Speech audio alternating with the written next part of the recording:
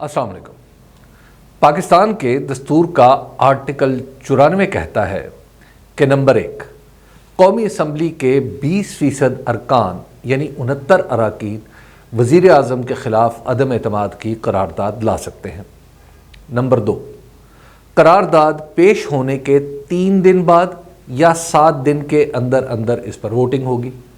Number 3، عدم اعتماد کی قرارداد ان دنوں میں پیش نہیں کی جا سکتی جب قومی اسمبلی کا بجٹ اجلاس ہو رہا ہوگا۔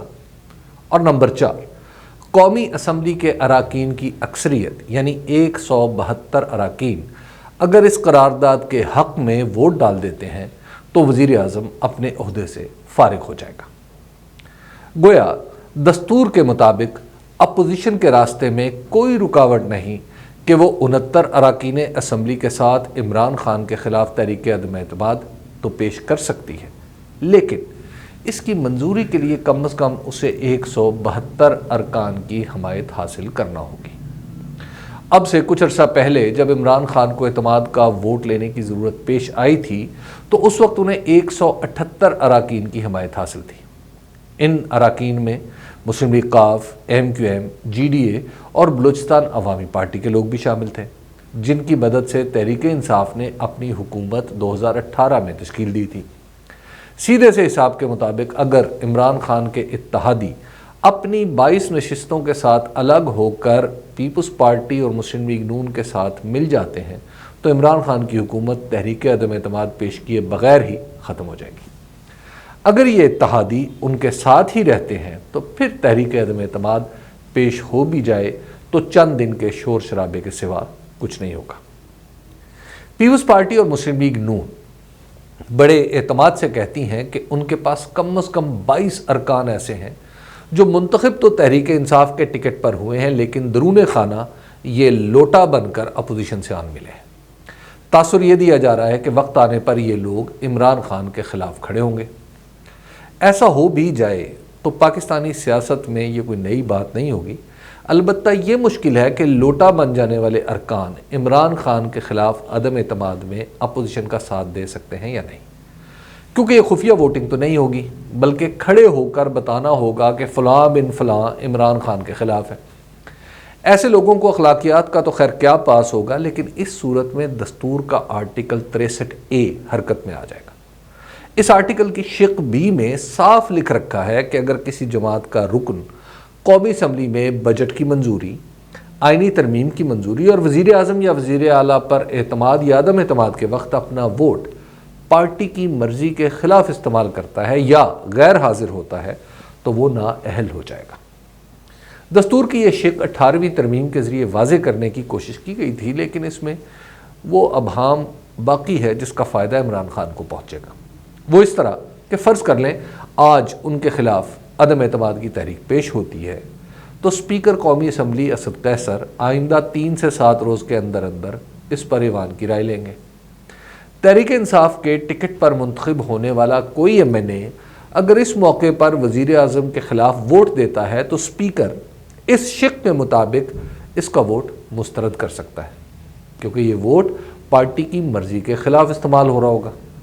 جب دستور میں واضح طور پر لکھ رکھا ہے کہ ایسے موقع پر پارٹی کی ہدایت کے خلاف ووٹ نہیں دینا تو عدم اعتماد پر رائے شماری کے موقع پر پریزائڈنگ افسر کہلانے والا اسپیکر اپنے سامنے ایک ایسے شخص کو وہ ووٹ کیوں ڈالنے دے گا جس کو ڈالنے کا وہ مجاز ہی نہیں۔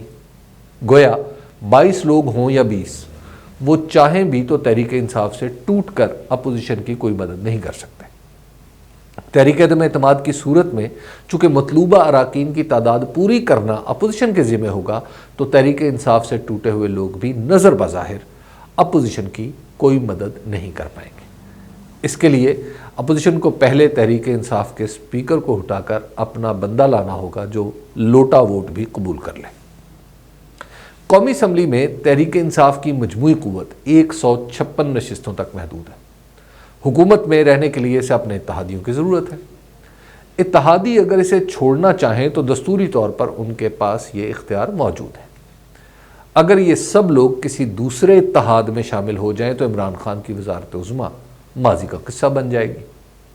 ایسی صورت میں یہ سوال پیدا ہوتا ہے کہ آخر یہ حکومت چھوڑ کر اپوزیشن کے مطالبے پر وقت سے پہلے اسمبلی توڑنے کی کسی بھی کاوش کا حصہ کیوں بنیں گے؟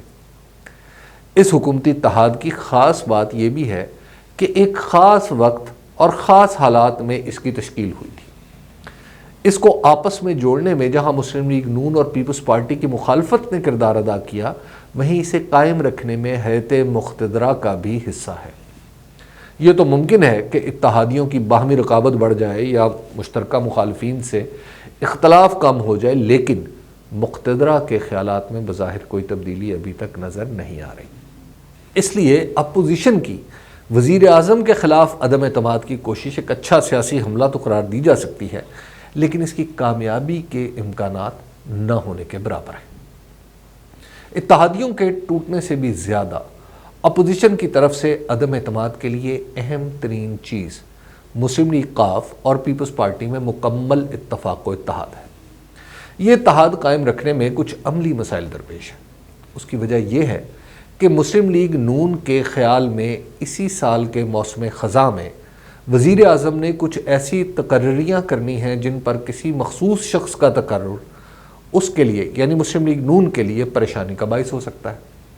پیپلز پارٹی کے لیے یہ معاملہ زیادہ اہم نہیں، بلکہ ابتدائی طور پر تو ان کی کوشش تھی کہ عمران خان کی جگہ پیپلز پارٹی کا کوئی جیالہ وزارت عظمیٰ سنبھالے اور یہ تقرریاں وہ کرے۔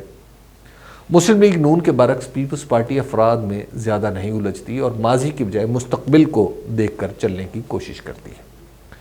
حساس تقرریوں کے بارے میں مولانا فضل الرحمان کی سوچ بھی واضح ہے کہ وہ سیاسی مخالفین کے حوالے سے تو سخت موقف اختیار کر لیتے ہیں، مگر ریاستی اداروں میں ترقیاں تبادلے ان کی سیاست کا ہدف کبھی نہیں رہے۔